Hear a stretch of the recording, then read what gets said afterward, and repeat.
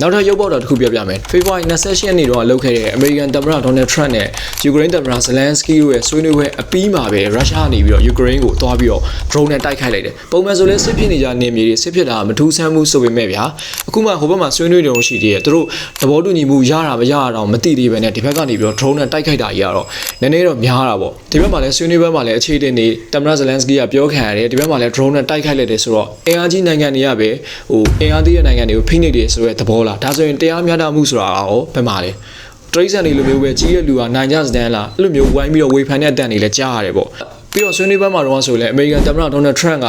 ဒီသမ္မတဇလန်စကီကိုပြောတဲ့စကားတွေမှာဆိုရင်မင်းကလူတွေရဲ့အသက်တွေကိုစသေးနေရလားဒါမှမဟုတ်တတိယကမ္ဘာစစ်နဲ့ပဲမင်းအလောင်းကစားလုပ်ချင်တာလားအဲ့လိုမျိုးပြောတဲ့စကားတွေကိုလည်းကြားရတယ်ဗျာအဲ့ဒါကြောင့်မို့လဲလူတော်တော်များများရဲ့စကားသံတွေထဲမှာအဲ့လိုအစိုးဘက်တန်းတဲ့စကားသံတွေရှိရဗျာဒါပေမဲ့အကောင့်ဘက်တန်းတဲ့စကားသံတွေလည်းရှိတယ်ဘာဖြစ်လို့လဲဆိုတော့ဒါကြီးက script တက်လို့လည်းပြောကြလူတွေလည်းရှိရဗျာဘယ်လိုမျိုးလဲဆိုတော့ attention ရှာလိုက်တဲ့သဘောဗျာအမေရိကန်သမ္မတဒေါ်နယ်ထရန့်က feeling တွေကနေနေပေးလိုက်တယ်သမ္မတဇလန်စကီကိုတစ်ကမ္ဘာလုံးကဝိုင်းပြီးတော့ attention ရလာအောင် attention ရှာပေးလိုက်တဲ့သဘောပဲဗျာထရန့်ကိုယ်တိုင်ကသမ္မတမဖြစ်ခင်တော့ဒီ WWE Champion ပွဲတွေမှာ तू ဝင်ပြီးတော့ script တွေဖန်တီးတဲ့အခါမှာ तू ပါခဲ့ဘူးရဗျာအဲ့တော့ तू ကအဲ့လို script ဖန်တီးစားရှိရဗျာဒါကြောင့်မို့လို့ तू က villain တွေကနေနေပြီးတော့မှ attention ရှာပေးလိုက်တဲ့သဘောဆိုပြီးလဲအကောင့်ဘက်ကနေဝိုင်းပြီးတော့ပြောနေကြတဲ့လူတွေလည်းရှိရပေါ့ဒီနေ့ပြောပြတာတော့တည်င်းမဟုတ်ပဲねဒီဝေဖန်တဲ့သူတွေရဲ့စကားသံတွေကိုပြန်ပြီးတော့ပြောပြတာပေါ့